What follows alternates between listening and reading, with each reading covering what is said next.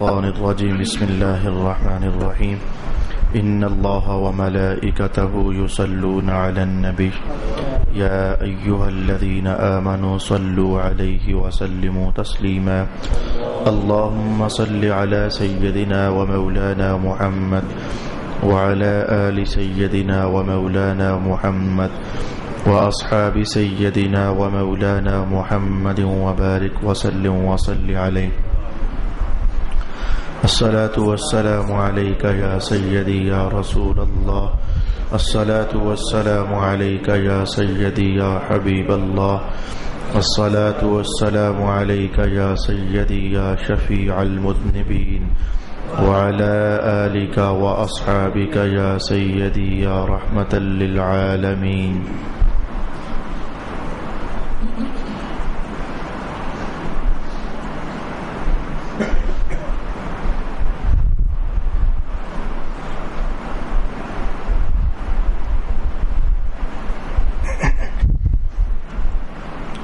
رسول پاک صلی اللہ علیہ وآلہ وسلم نے ایک والد اور ایک والدہ پر اپنے بچوں کی تعلیم، تربیت، پالنا اور ان کی تربیت کرنا، اس حوالے سے بہت سارے حقوق ارشاد فرمائے ہیں، جن میں سے گزشتہ نشست میں 7 اور 8 حقوق ہم نے سماعت کر لیے تھے۔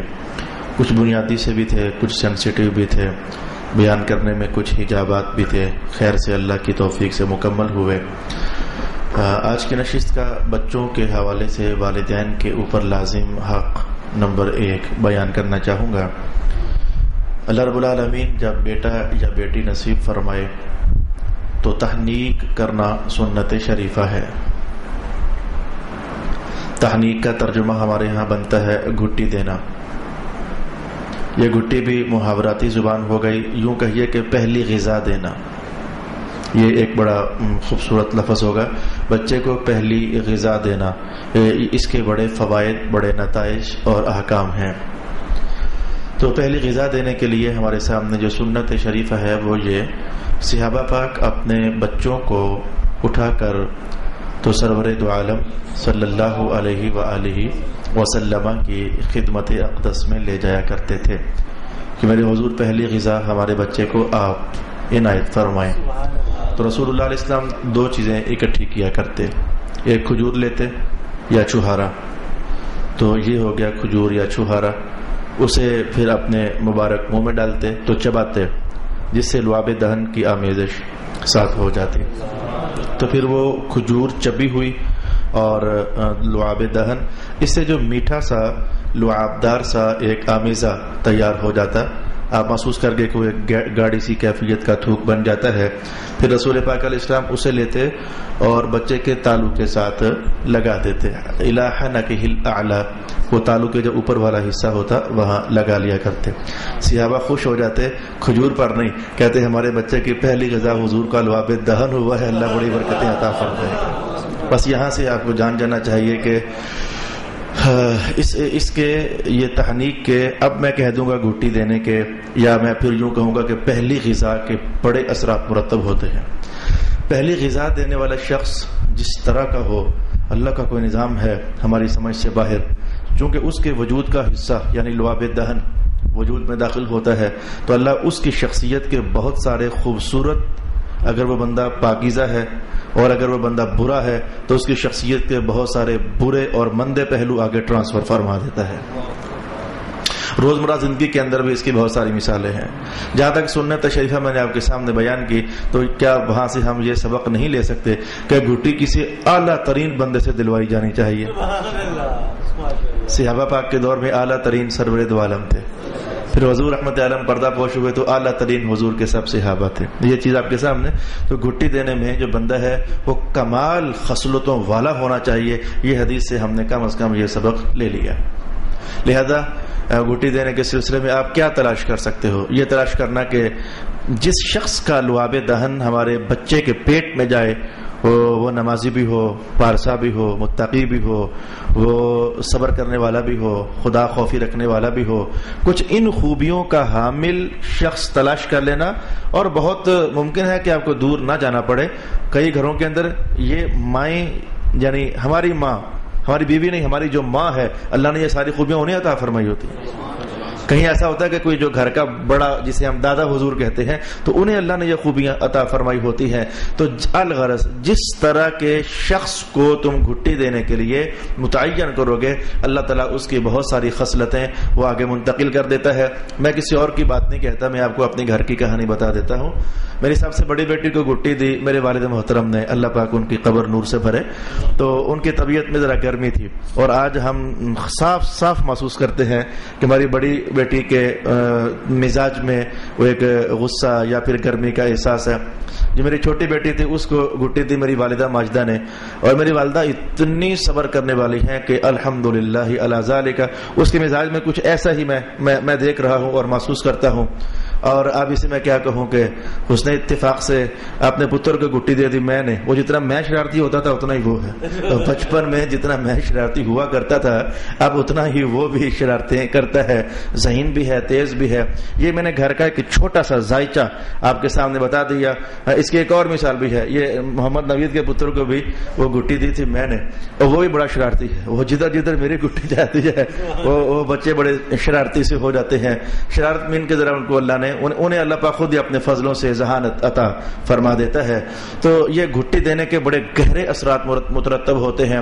اس میں ایسا بھی کیا جا سکتا ہے، بعض اوقات نیک بندہ ملنا ذرا میسر ہونا ایک دم سے، وہ ظاہر ہے کہ جلدی میں بچے کو پہلی غذا پہنچانی ہوتی ہے تو مشکل ہو جاتا ہے. میں نے اپنے بعض دوستوں سے ایسا بھی کہا کہ آپ ایسا کر لو، کسی نیک بندے سے شہد آمیزش کروا کر تو سنبھال لو، چھوٹی سی ڈبیا کے اندر، چھوٹی سی ڈبیا کے اندر اس کا کوئی دھمشم بھی کروا لو، اللہ کا نام لے کر پھونک لگا دے، اور پھر اس کی تھوک بھی ساتھ آمیزش ہو جائے تو وہ کہیں سنبھال لو. چل اگر وہ بندہ عین موقع پر میسر نہ ہوا تو اصل ماجرا تو اس کے لعاب دہن کا ہے، اور وہ اللہ کرے گا اس کی کوئی نہ کوئی تاثیر پیدا ہو جاتی ہے. بعض اوقات لوگ میرے پاس آتے ہیں گھٹی دلانے کے لیے، میں ان سے کہتا ہوں اگر ہے تو کسی سے تلاش کر کے لے آؤ مدینہ شریف کی کھجور. حضور بھی ادھر ہی کی کھجور استعمال کیا کرتے تھے، تو چلو میں اسی کو چبا کر کے تو آپ کے بچے کے میں ڈال دوں. وغیرہ جان لیجئے کہ اگر کھجور میسر نہ ہو سکے تو کوئی سی بھی میٹھی چیز بچے کے لیے پہلی غذا بنانی چاہیے. محدثین نے کہا کہ چیزیں تو اور بھی ہو سکتی ہیں، نمکین بھی ہو سکتی ہیں، کھٹی بھی ہو سکتی ہیں، میٹھی بھی ہو سکتی ہیں، تو رنگ برنگی چیزیں تو ہیں. یہ رسول اللہ علیہ السلام آخر میٹھی ہی چیز کیوں ڈالا کرتے تھے بچے کے پیٹ میں؟ تو اس پر محدثین کہتے ہیں کہ حضور جانتے تھے کہ غذاؤں کے اثرات تو ہوتے ہیں نا، تو میٹھی چیز ڈالنے سے اللہ کرے یہ بچہ میٹھا میٹھا سا ہو جائے، یہ غسیلا نہ ہو، یہ زہریلا نہ ہو، یہ کڑوا نہ ہو جائے، یہ لڑاکا نہ ہو جائے، یہ جھگڑالو نہ ہو جائے، تو بچے کی طبیعت ذرا میٹھی میٹھی سی ہو جائے. تو اے باپو، آج میں نے آپ کو گھٹی دینے کے متعلق ایک اہم راز تھا جو بتا دیا. کسی پاکیزہ خصلت سے انسان کو تلاش کر کے تو پھر اس کے ذریعے گھٹی دلانا اور اس کا لعاب دہن تمہارے بچے کے پیٹ میں چلا جائے تو اللہ تعالیٰ اس کی بہت میٹھی تاثیر عطا فرما دیتا ہے. آج کی نشست میں والدین کے نام ایک اہم ترین حکم جس کو آج میں بہت کھول کر کے بیان کرنا چاہوں گا. گزرخان بھر میں اس سوال کو اگر میں گننا چاہوں تو 12 سالوں میں 150-200 بار سے بھی زیادہ یہ سوال میرے پاس پہنچا. تو آج اللہ کے فضل سے جب میرے عنوان کا حصہ بنا تو میں خود ہی چاہتا ہوں کہ ذرا کافی سارا کھول کر کے اس کو آپ کے سامنے بیان کر دوں. اعلی حضرت فاضل بریلوی رحمت اللہ تعالی علیہ نے تو جو حدیث نقل کی اس میں الفاظ یہ ہیں کہ 7ویں دن بچے کا عقیقہ کیا جائے. اس کے بعد پھر محدثین کا بیان ہے کہ چلیں اگر 7ویں دن میسر نہ ہو سکے تو پھر 14ویں دن میں عقیقہ کر دیا جائے. چلیں اگر 14ویں دن میں بھی میسر نہ ہو سکے تو چلیں 21ویں دن میں عقیقہ کر دیا جائے. اور اگر 21ویں دن بھی میسر نہ ہو سکے تو زندگی بھر پھر جب مرضی عقیقہ کر دیا جائے. عقیقہ ہے ایک عنوان، لیکن یہ بہت سارے عنوانات کا جواب ہے. مثلا اس عنوان کا جواب ہے کہ اللہ نے نعمت دی ہے، اس نعمت کا شکرانہ ادا ہو جائے گا. مثلا اس عنوان کا جواب ہے کہ بچے پر جو مصیبتیں پریشانیاں آتی ہیں تو عقیقہ ادا کر دینے سے وہ پریشانیاں اور مصیبتیں دور ہو جاتی ہیں. جیسے کہ یہ 2 مثالیں میں نے پیش کر دیں. تو عقیقہ بہت سارے زندگی کے پہلوؤں کے لیے جواب بنتا ہے اور اپنے اندر تاثیر اور فائدے رکھتا ہے. تو اب میں آپ کے سامنے عقیقے کے متعلق 2 3 4 5 6 7 8 احادیث شریفہ بیان کروں گا. اس کے بعد چند ایک مسائل شریعت آپ کی خدمت میں بیان کر دوں گا. تو اس طریقے سے مجھے لگتا ہے کہ میں اس سے تجاوز کرتے ہوئے کسی تیسرے حق تک شاید آج میں پہنچ نہ پاؤں، لیکن آج ہم یہ 2 ہی چیزیں سیکھنے کا اہتمام کر لیتے ہیں. اس وقت میں مسلسل احادیث آپ کو تلاوت کر کے سنانا چاہتا ہوں. کتاب کا نام اس لیے بتانے لگا ہوں, بعض اوقات میں جان بوجھ کر اردو زبان کی کتاب اٹھا کر لے آتا ہوں تاکہ آپ کو بھی ذوق مطالعہ پڑ جائے. اور جہاں سے بڑی کتابیں تو خیر ظاہر ہے کہ ہر انسان کی بس میں نہیں ہے جو عربی متن کے ساتھ تعلق رکھتی ہیں, تو کم از کم اردو زبان میں لکھی ہوئی کتابیں تو آپ خرید سکتے ہو, انہیں گھروں میں رکھ کر تو پڑھ سکتے ہو.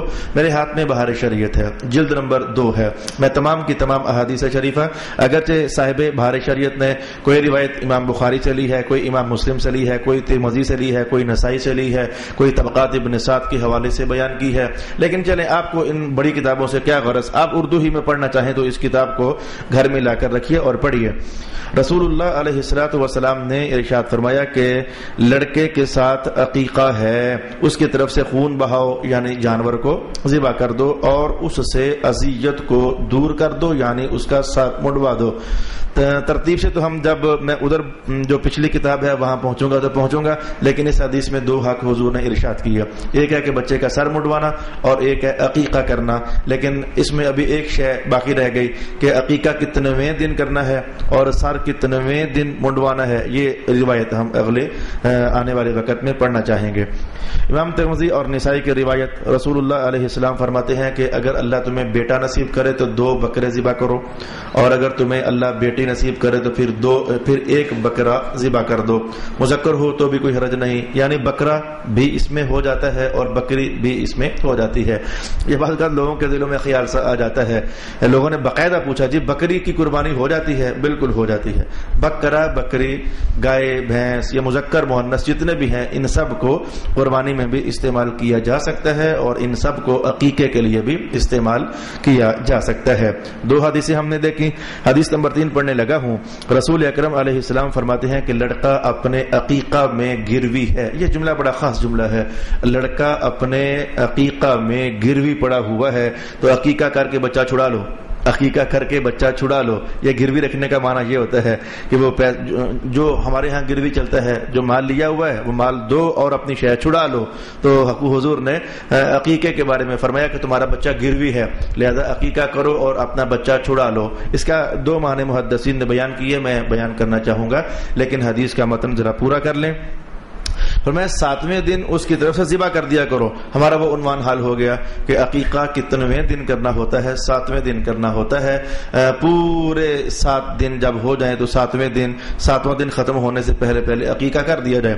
7ویں دن کرنا مستحب ہے, سنت شریفہ ہے.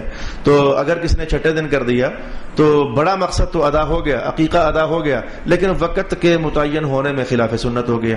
یا کسی نے 8ویں دن ادا کر دیا تو اس کا حق پورا ہو چکا ہے, جو باپ کے ذمہ حق تھا وہ حق پورا ہو چکا ہے, لیکن یہ ہے کہ حق ادا کرنے میں ذرا تھوڑی سی سستی ہو گئی ہے. جو دن سرکار نے پسند فرمایا تھا اس دن میں بندہ ادا نہیں کر سکا ہے, صرف اتنا سا فرق پڑے گا, باقی وہ کام ہو جائے گا. عقیقے کے جو فوائد ہیں وہ اللہ تعالیٰ آپ کو عطا کر دے گا. تو فرمایا 7ویں دن ذبح کرو اور 7ویں دن اس کا نام رکھو. یہ ایک دوسری بات جو ان قریب میرا حق نمبر 3 بھی بنتا ہے, چلے میں یہاں بول دیتا ہوں. 7ویں دن بچے کا نام رکھنا یہ باپ کی ذمہ داری ہے.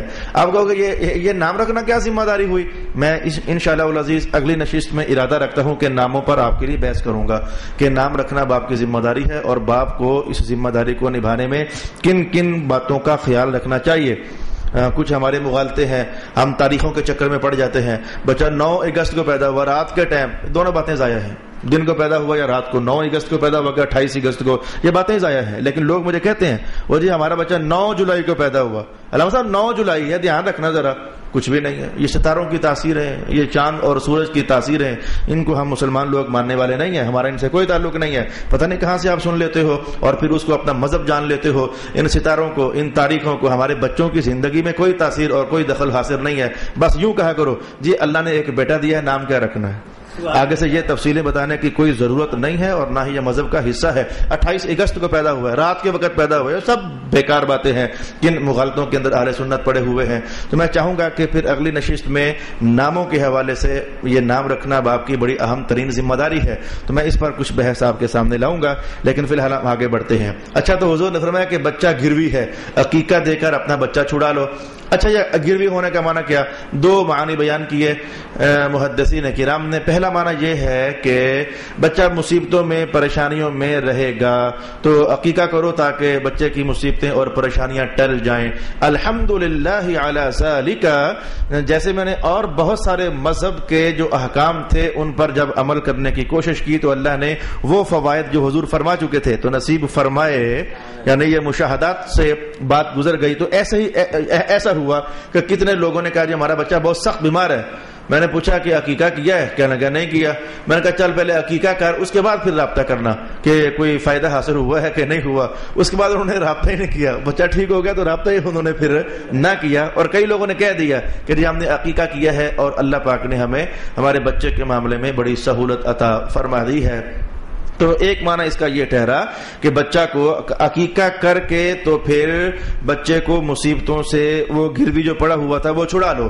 اور ایک دوسرا معنی بھی محدثین نے بیان کیا کہ جو بندہ عقیقہ کرتا ہے نا اپنے بچے کا تو جوان ہونے کے بعد اس کا بچہ اسے فائدہ دیتا ہے. اور اگر عقیقہ نہ کیا ہو نا تو پھر وہ بچہ بس وہ اللہ پلّہ ہی ہوتا ہے. وہ اپنے باپ کی نہ کیئر کرتا ہے نہ اپنی ماں کی کیئر کرتا ہے. ہر کیف یہ دو طرح کے معنی محدثین نے ارشاد فرمائے. میں نے دونوں آپ کے سامنے بیان کر دیے. اس کے بعد حضرت علی المرتضی رضی اللہ تعالی عنہ ارشاد فرماتے ہیں کہ جب امام حسن پیدا ہوئے تو رسول پاک علیہ الصلوۃ والسلام نے ایک بکری ذبح کی اور فرمایا کہ فاطمہ اس کا سر منڈا دو اور بال کے وزن کے برابر چاندی صدقہ کر دو. یعنی یہ حق نمبر 4 ہے. ویسے حدیث پاک میں آ گیا تو کہہ دیتا ہوں. نام رکھنا یہ 7ویں دن سنت شریفہ ہے، اس پر تو بحث میں کروں گا. اچھا 7ویں دن بچے کا سر منڈوا دو. اور سر منڈوا کر کیا کرنا ہوتا ہے؟ وہ جو بال سر سے اتریں، تولہ بنے کہ 2 تولے بنے 4 تولے بنے، کسی کا کم ہوتے ہیں کسی کا زیادہ، ان کو تولو، ان بالوں کو تولو. پھر جتنا وزن بن جائے مثلا 1 تولہ تو پھر 1 تولہ چاندی حاصل کرو یا چاندی کا قیمت حاصل کرو تو وہ پھر صدقہ کر دینا. یہ سنت شریفہ ہے. حضور رحمت عالم نے جہاں جہاں جہاں جہاں مال کو خرچ کرنے کا حکم دیا ہے نا وہاں وہاں ہر حکم کی تاثیر الگ الگ ہے. یہ بات یاد رکھنا، ہر حکم کی تاثیر الگ الگ ہے. مثلا مال صدقہ کرنے کا حکم کہاں کہاں دیا گیا؟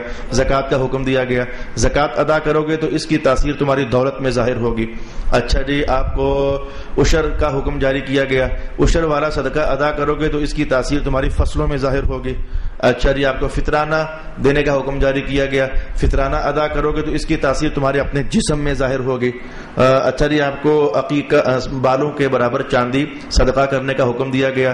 اگر بچے کے بال کے چاندی بالوں کے برابر وزن میں چاندی صدقہ کرو گے تو اس کی تاثیر نہ تمہیں نہ تمہارے مال میں بلکہ تمہارے بچے کے وجود میں تاثیر ظاہر ہوگی.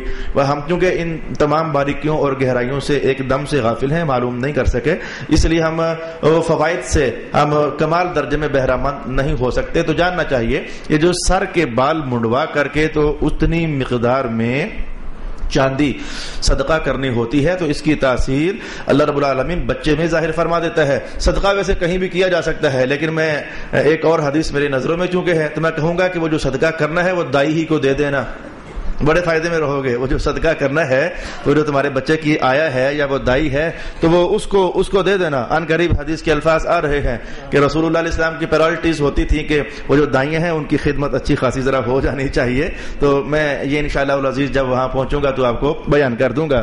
تو یہ ہمارے سامنے میں نے 3 حکموں پر مشتمل یہ ایک حدیث آپ کے لیے بیان کر دی. یہ سارے احکام باپ کے ذمے لازم ہیں، انہیں ایسا کرنا چاہیے. ایک بچے کو جو کل کا نوجوان ہے اسے خوبصورت ترین بنانے کے لیے، ایک بچے کو جو کہ کل کا نوجوان ہے اسے خوبصورت ترین بنانے کے لیے یہ باپ کی ذمہ داری ہے. بھائی یہ جو ہم سیکھ رہے ہیں کہ والدین کے ذمے بچوں کے کیا حقوق ہیں، بھائی حقوق ادا کرنے سے بچوں کے جسم میں ان کی زندگی میں گہری تاثیر ادا ہوتی ہے اور وہ کمال درجے کے مسلمان بنتے ہیں. ان میں کچھ باتیں معنوی ہیں، روحانی ہیں، جیسے کہ یہ صدقہ باپ کر رہا ہے تاثیر بچے کو مل رہی ہے. اچھا عقیقہ باپ کر رہا ہے، مال باپ کا لگ رہا ہے لیکن اس کی تاثیر جو ہے وہ بچے کو مل رہی ہے. تو جیسے عقیقے کی تاثیر بچے کو ملی ایسے ہی صدقہ کرنے کی تاثیر اللہ بچے کو نصیب کرتا ہے. ایسے ہی نام رکھے گا باپ لیکن اس نام رکھنے کی تاثیر اللہ بچے کو عطا فرماتا ہے. ان قریب میں یہ بات بیان کروں گا، حدیث کی روشنی میں بیان کروں گا کہ جس طرح کا نام پھر رکھا جاتا ہے اللہ تعالیٰ اسی طرح کی تاثیر بچے کو پھر عطا فرما دیتا ہے. میں اگلے عنوان کی طرف بڑھنا چاہوں گا. ذرا فن فنی سا عنوان بھی ہے, تھوڑا سا کمپلیکیٹڈ سا بھی ہے, لیکن میں اسے آسان کرنے کی انشاءاللہ کوشش کر دوں گا. رسول اللہ علیہ السلام نے حضرت امام حسن اور امام حسین کی طرف سے ایک مینڈا ذبح کیا. اب یہ جملہ آپ کو اگر گزشتہ حدیث ذہن میں ہے تو تھوڑی دیر کے لیے متذبذب کرے گا. حضور کا حکم شریف تو یہ تھا کہ 2 مینڈے, اگر لڑکا ہو تو 2 بکرے, اور حضور نے ایک ذبح کیا. میرا خیال ہے کہ جو آسان ترین جواب ہے آپ کو وہ بتاؤں. اچھا, نسائی کی حدیث کے اندر یہ الفاظ ہیں, حضور نے 2 مینڈے ذبح کیا.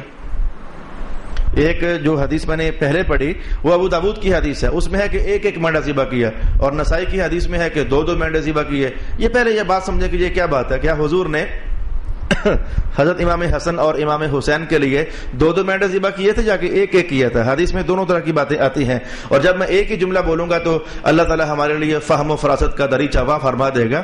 بھائی دیکھو, یہ جو جانور ہیں عقیقے کے لیے, ان کے لیے کوئی لازم نہیں کہ ایک دم سے دونوں ذبح کر دو, ایک آج کر دو 1 مہینے بعد کر دو, یہ بھی جائز ہے.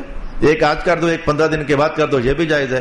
جب یہ بات میں نے آپ سے کہی تو مسئلہ حل ہو گیا کہ امام ابو داؤد نے وہ جو پہلی کیفیت تھی وہ نقل کی کہ حضور نے ممکن ہے کہ مینڈے ذبح فرمائے تھے لیکن ذرا ایک کر کے ذبح فرمائے تھے, تو آج حضور نے ایک ذبح کر دیا. ابو داؤد نے وہ نقل کیا کہ پہلے تو ایک ہی ذبح کیا تھا نا, اور امام نسائی نے چونکہ وہ ٹوٹل جمع کیے تو 1 مینڈا حضور نے بعد میں ذبح فرمایا ہوا تھا, تو کہا نہیں یہ 2 ذبح فرمائے. درمیان میں گویا کہ وقت آ گیا تو ابو داؤد نے وہ پہلی روایت کو نقل فرما دیا کہ اول وقت میں تو ایک ہی حضور نے ذبح فرمایا, اور نسائی نے وہ دوسرے مینڈے کو ساتھ ملا کر کے تو نقل فرما دیا. اگرچہ اس کے محدثین کے ہاں اور بھی جوابات بنتے ہیں, میں جس کی ایک مثال فن حدیث کی دنیا سے آپ کے لیے بیان کر دیتا ہوں. یاد رکھنا, میں ایک بڑی علم تطبیق کے حوالے سے ایک بات آپ سے کہنا چاہتا ہوں. یاد رکھنا کہ جب بھی رسول اللہ علیہ الصلوۃ والسلام کا قول مبارک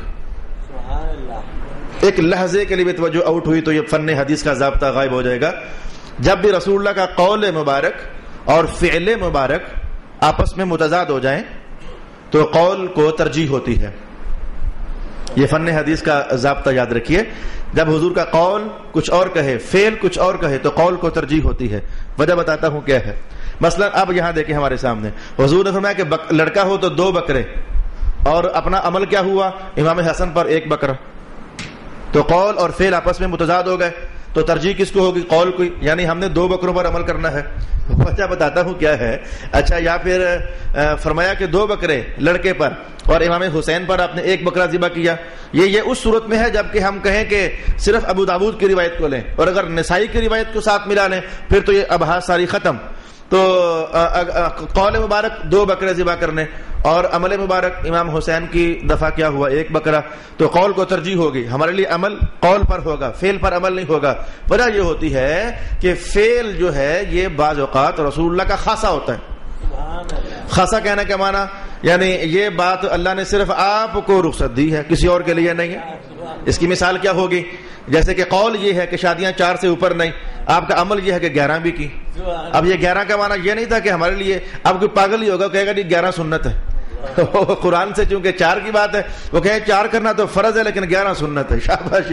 یہ ایک عجیب و غریب جو ہے وہ قول ہوگا جہالت پر مشتمل کہ 4 کرنا تو فرض ہے کیونکہ قرآن سے ثابت ہے, اور 11 کرنا سنت ہے جو کہ حدیث سے ثابت ہے. اور پھر اپنے سر کی خیر مناؤ, 1 سے دوسری پر آؤ تو بیویاں سر نہیں چھوڑتی ہیں, اور اگر چوتھی سے پھر 11ویں پر جاؤ گے تو تمہارا پورا وہ معاملہ ہی صفحہ ہستی سے اڑا دیا جائے گا.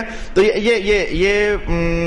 یہ تطبیق نہیں ہوگی, یہ جو جہالت کا قول ہوگا. اصل ماجرا یہ ہے کہ قول اور فعل جب متضاد ہو جائیں تو قول کو ترجیح ہوتی ہے, کیونکہ جو فعل ہے یہ رسول اللہ علیہ السلام کا خاصہ بھی ہو سکتا ہے.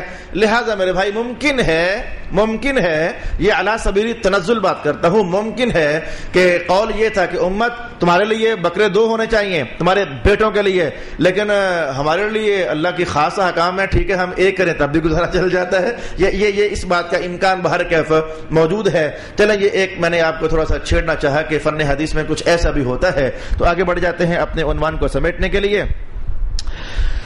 حضرت ابو ریدہ فرماتے ہیں کہ زمانہ جاہلیت میں ہمارا نظام کچھ اور تھا, حضور آئے تو نظام کچھ اور ہو گیا.